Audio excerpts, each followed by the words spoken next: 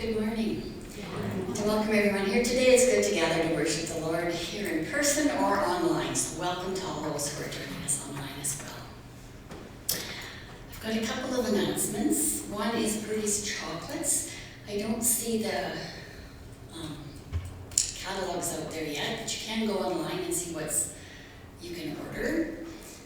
I'm sure that Charlotte or Karen would help you if you need some help to order online. I've placed my orders, so and I forget what the deadline is for orders, but it'll be on the sheet. Just a piece of information, the Rock of Ages ministry that meets in the church on 12:30, usually on a Sunday they start gathering. They're thinking of starting again in February. Their national board is giving them permission to go back in person, so they're thinking the beginning of February, just so that everybody knows. Meals to go and sausages, there's order forms on the back table. Some have been emailed out to those that order online, but there are order forms there for the meals to go and for the sausages for Shrove Tuesday. So please place your orders so we know how many sausages and how much food to make. Agape is going to be it's not the first week, it's the second week, and it's going to be on the Wednesday. So I'll send out the email link closer to the date so that you don't lose it in your inbox. And if you haven't registered, let Danelda know so we can get your email and we can get you on your list to send out the link.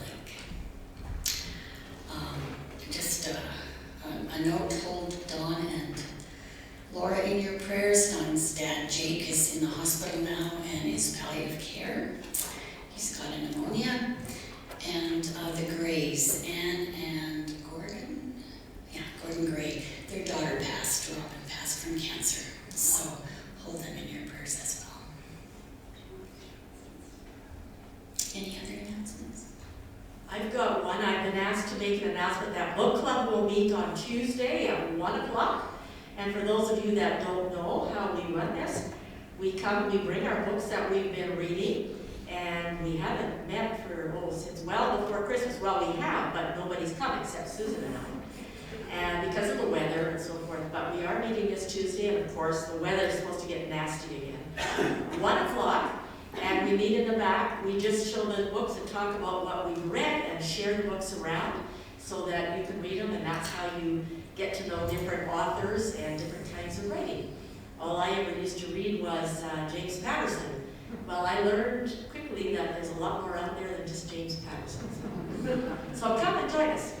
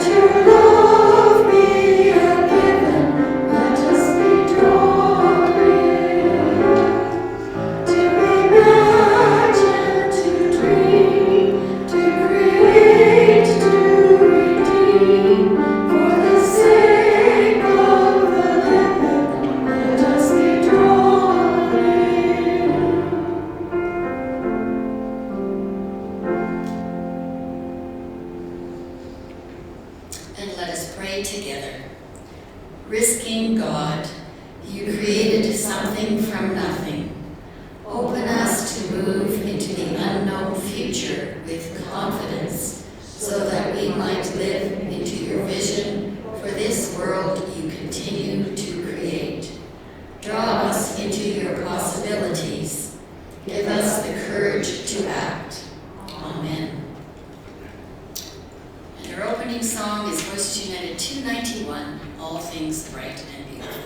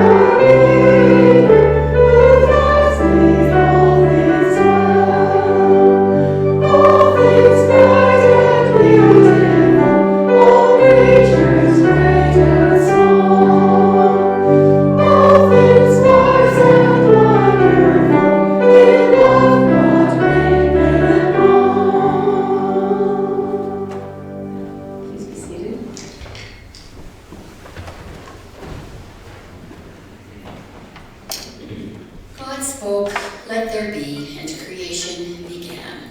In this part of worship, we open to hear the wisdom that the Spirit will use to move our hearts this day. So just let there be an openness and a willingness to encounter something unexpected. So this week's topic, I guess you could say, is risk. And all of us risk. We dream, we hover, we listen, and we risk.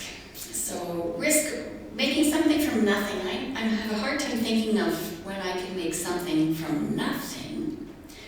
But there are lots of things you can make from not much. If you think of drawing something from Play-Doh or clay, it's a risk. And it may not turn out quite like it looks in your mind's eye. But you do make something, but it's a risk to make it because you never know quite what it's going to be like. You know, a while back we had a tree at the front made of cardboard, and in my mind I had this tree. But as you all know, I'm no great craft person, and we did have a tree, and you could recognize that it was a tree. But it wasn't a work of art. But my grandmother was a fairly good cook. And the reason she was a good cook is because she could make a delicious meal from very little. The first time she did it, I'm sure it wasn't, as good, but with practice, you get very good at making a delicious meal out of next to nothing if you have that gift of cook in you. Each week I see the quilting group creating quilts, and some of those little squares and pieces of material they use they're not much. Most of us might consider them just scraps. But with practice, they can piece together the scraps such that they look beautiful. And they're making something out of really not much, but it's a risk because you can piece them together and it might not look as nice as you thought it might. The quilters are laughing. I'm sure they've all had that experience. So risk, it's part of life. Yeah. So we make our belief that God is playing and creating through people in all places, and God plays and creates with us too. Let all God's children say, thanks be to God. Thanks be to God. And our next song is More Voices, 157, I am a child of God.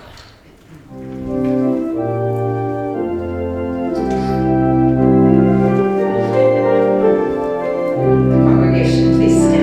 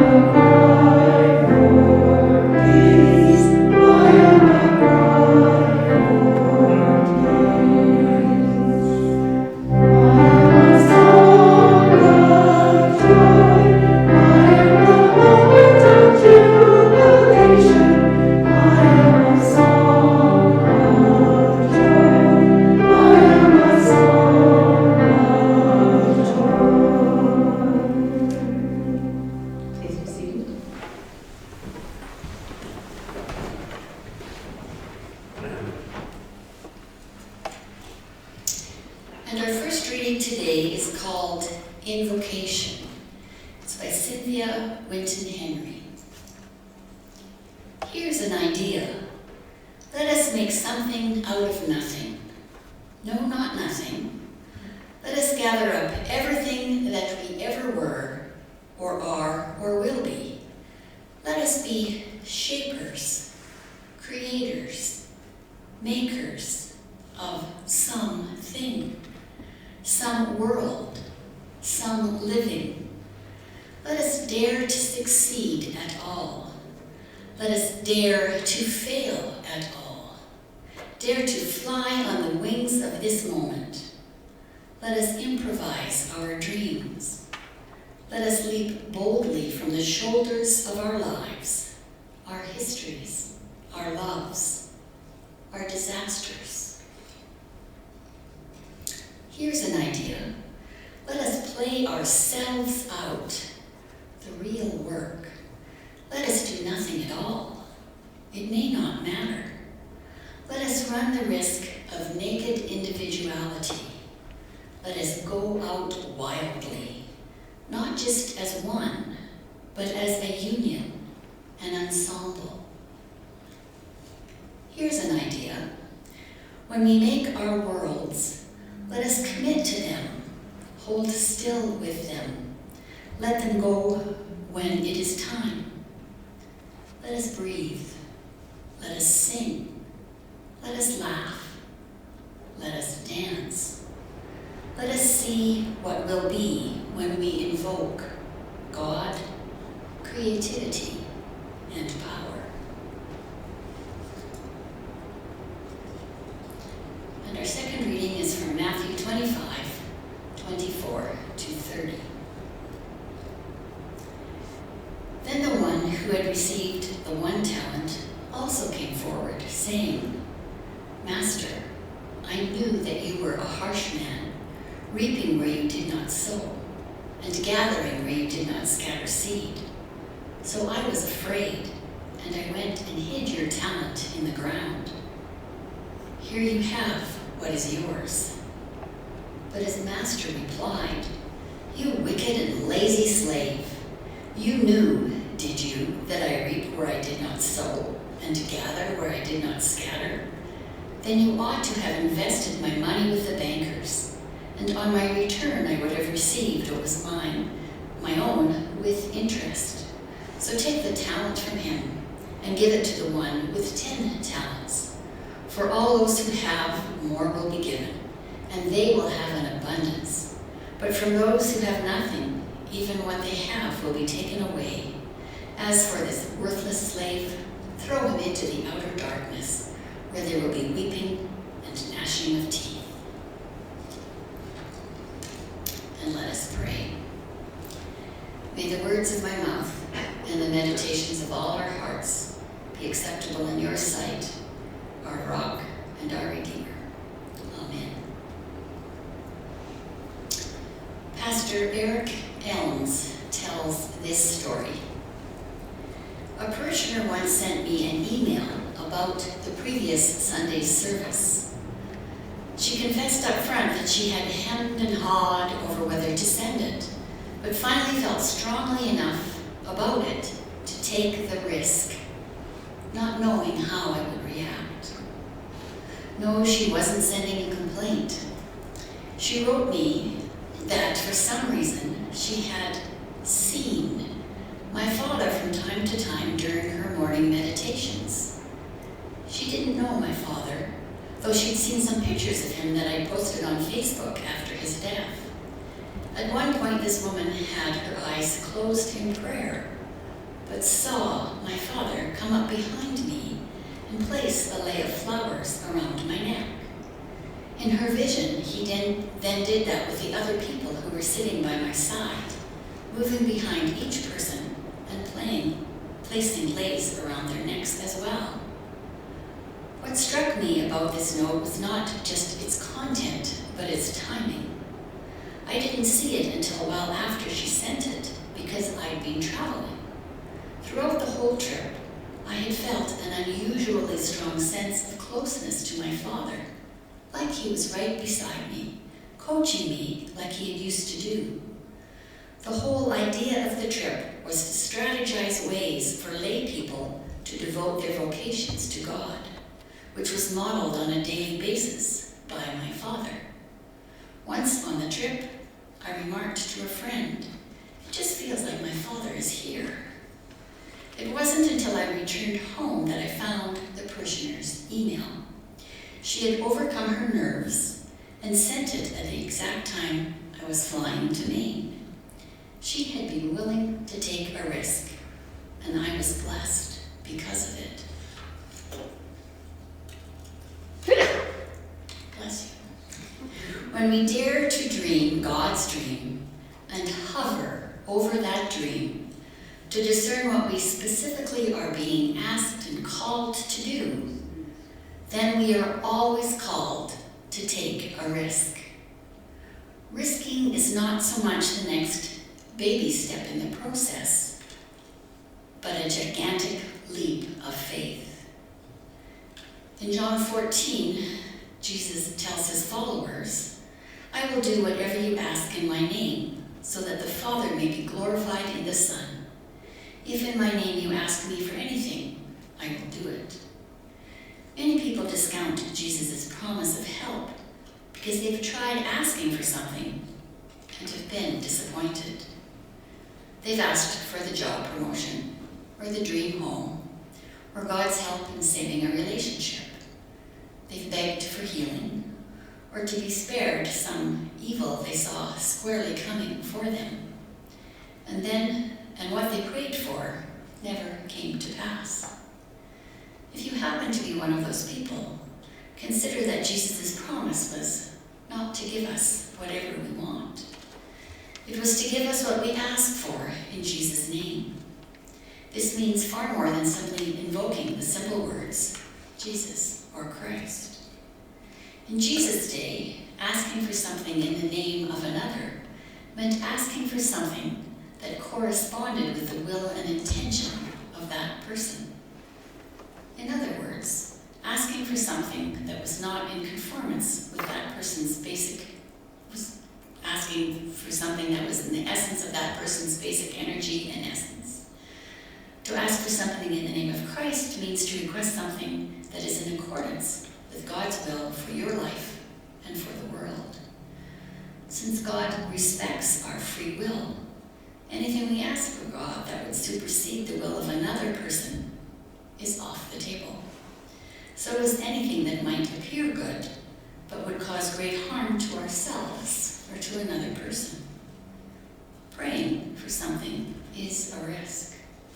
But at some point we have to take the leap in faith, trusting that if we've done our work properly, we will be powerfully assisted. If we should either fail to discern God's will properly or abuse our free will to thwart the will of God, then we can be assured that God's view of the playing field is much larger than our own.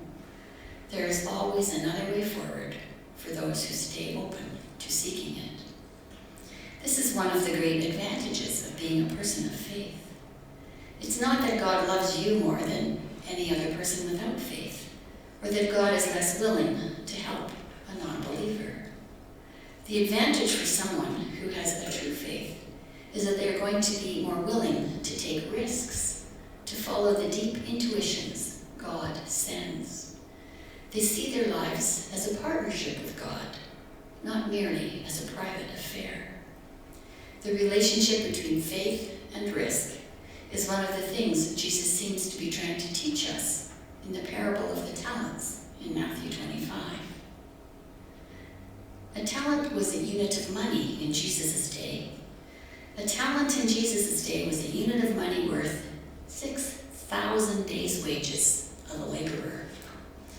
Taking our minimum wage as a baseline for a day laborer, and assuming an 8-hour workday, a single talent in today's dollars would be worth approximately $432,000. This was no small amount of money for the master to be throwing around. His servants received between 1 and 5 talents. On the surface, Jesus' parable makes God look like a greedy tyrant who compels us to take risks to increase God's resources, lest we be thrown into the outer darkness. That's what happens to the fellow who plays it safe by burying his talent in the ground.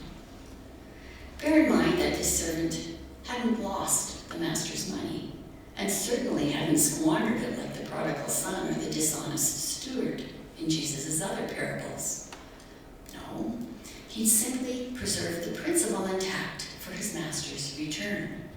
No gain, no loss either. It hardly seems fair. Part of our confusion comes from the fact that the parable really isn't about the use of money. It's about how we use what? What is the coin of God's realm? Troy Bronsink offers a helpful suggestion in his book, Drawn In. He recommends that when we try to discern the will and activity of God in our world, that we put a halo on it. That is, we try to look out at the world through the eyes of God, as if God is actively involved in helping to manifest God's dream in the world. Sometimes the simple act of envisioning a halo, the sacred symbol of holiness, floating over something we feel is important for the fulfillment of God's dream, serves as a way of adjusting or focusing our prayer energies or our creative thoughts in a way that helps the dream become a reality.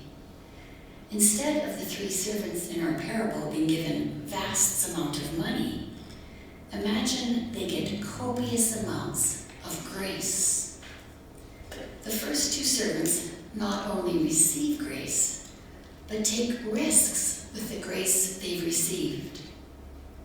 How do you take a risk on You impart grace by being generous with people in a way that exceeds what they have justly earned or could rightly expect. Or you refrain from punishing people or taking something away from them when you have every right to do so. The reason why grace can be risky is because it is meant to provoke transformation, to turn people into gracious individuals who give grace just as they have received it. But it doesn't always work out that way. Sometimes people who receive grace just take advantage of you. Therefore, if you want to multiply the grace you yourself have received, God's investment, you've got to constantly be taking risks with it to make up for the fact that not all risks are rewarded. Turning to the third servant, he receives liberal amounts of God's grace, but never risks it on anyone. He's never generous toward the undeserving, nor does he turn the other cheek when someone offends him. This third servant who buries God's grace in the ground has no interest in living within God's dream. He expects God to live within his dream. For this man, it is impossible for God to be God, for he expects God to play within his boundaries by his rules and to act according to his own limited understanding of how the world should work. Because the man isn't generous himself, he can't accept that God could be generous. The master effectively responds, "That's the biggest bunch of baloney I've ever heard." God doesn't need to throw this man into the outer darkness. He's already there. By neither receiving nor giving grace, the third servant has locked himself out of the party that God is trying to throw. The only way out of stagnation and darkness is to take a risk. The coin of God's realm is grace and enduring commitment to you. You just have to trust it. We have the assurance that if we keep turning our struggles over to God, God has more endurance than we do. It is God's will to find a way. Amen and amen.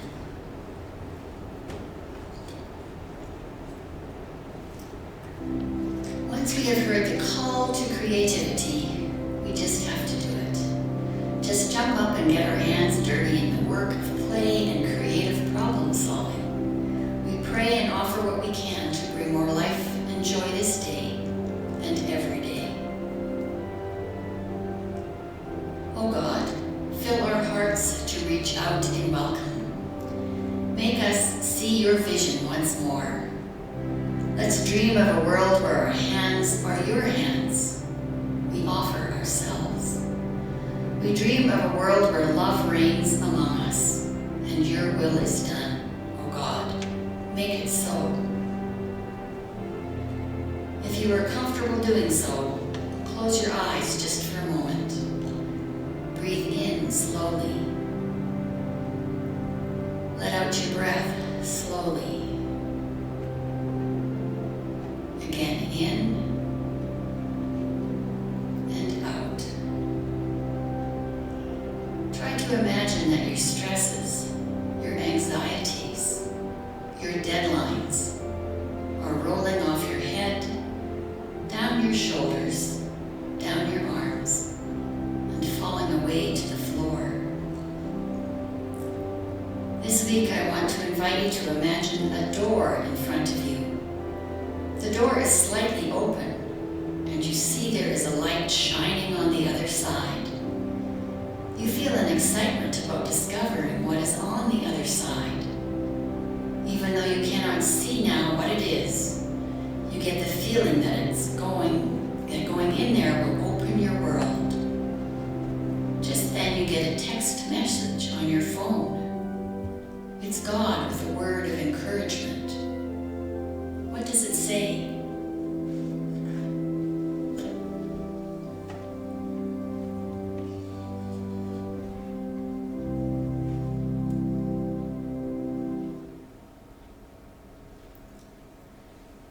God of all goodness, we live in times of stress and controversy, injustice and cruelty.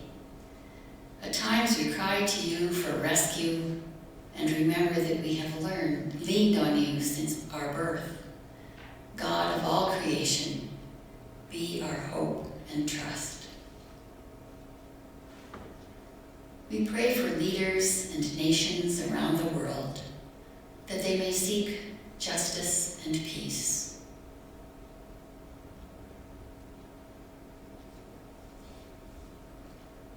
God of all creation, be our hope and trust. We pray for your church in all its forms, that we may be the love that you want.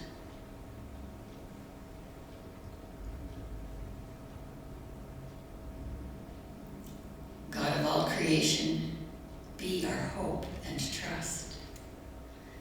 We pray for victims of domestic violence and victims of war. Grant your healing and give your peace.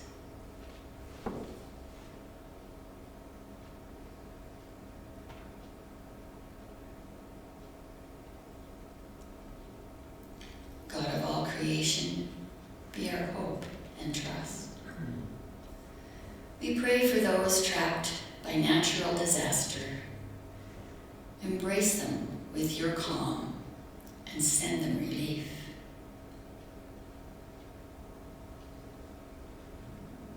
Today we lift the people in Tonga.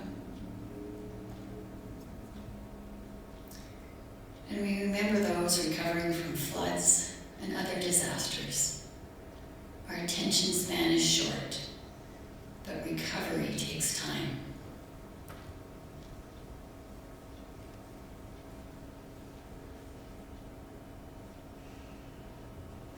God of all creation, be our hope and trust. We pray for those who are ill or suffering, that they may feel comfort of your love. We lift Florence with her move, and all those at lockdown at Sagewood, families concerned with loved ones' health. Today we especially think of Dawn and Laura and Jake.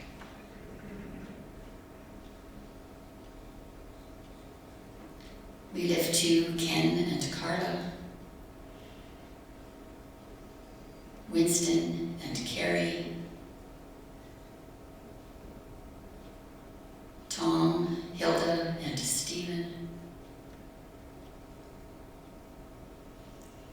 Dawn and Carolyn, we think too of Anne and Gordon Gray, with their daughter Robin passing.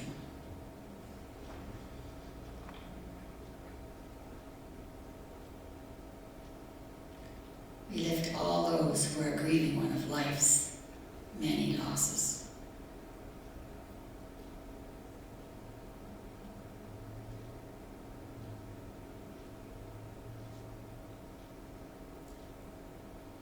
God of all creation, be our hope and trust.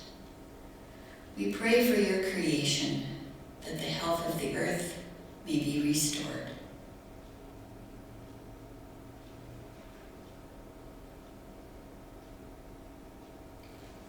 God of all creation, be our hope and trust.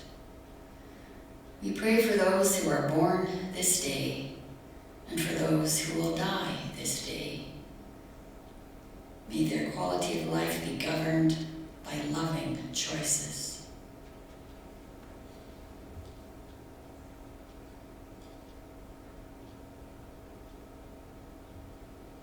God of all creation, be our hope and trust.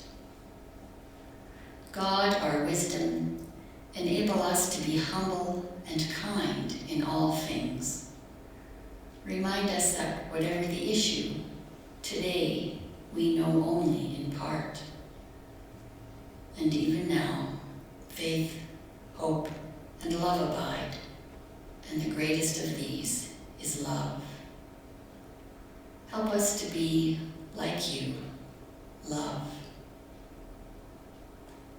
pray these things in Jesus' name, who taught us to pray. Our Father, who art in heaven, hallowed be thy name. Thy kingdom come, thy will be done on earth as it is in heaven. Give us this day our daily bread, and forgive us our trespasses, as we forgive those who trespass against us. And lead us not into temptation, but deliver us from evil. For thine is the kingdom, the power, and the glory, forever and ever. Amen. This is my creative spirit in the world. This is my offering. May you see the things you do, no matter how small or mundane, as the way that you contribute goodness to the world, creating more life, more joy, more love. You can place your offering in the plate at the back. Thank you to those who give with pre-authorized remittance or by e-transfer.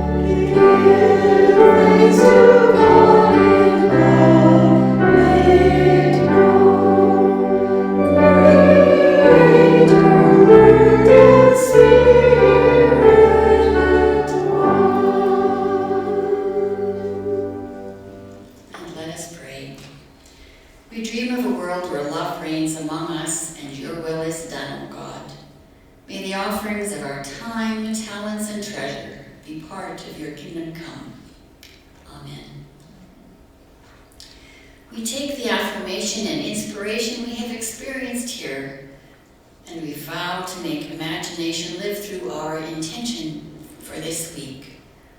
What do you intend to do to flex your creative muscle, lifting the spirit in your life and in the lives of those around you? Our closing song is Voices United 296. This is God's Wondrous World.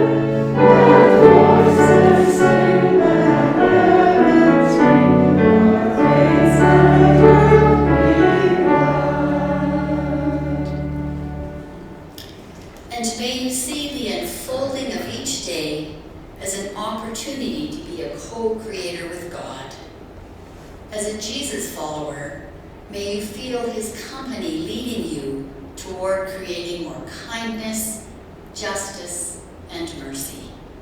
May you know the nudge of the creative spirit within, making belief in all you are and do. What holds us back from the courage to make a move? Author Robert Rudin said, "Creativity is dangerous. Its pleasure is not the comfort of a safe harbor, but the thrill of the reaching sail." Sometimes what holds us back is that we are comfortable, even if not happy. We have simply gotten used to the way things are. Hear the good news. God has created an ever-expanding universe, and you are part of it. You can expand your world and the world around you by seeing yourself as God sees you, able to do far more than you can imagine. If you are uncomfortable, it just means you are growing. As our greeting and passing of the peace today, I invite you to turn to your neighbors and greet them with, "Go for it." The peace of Christ is with you. Let us safely share Christ's peace with one another and go for it.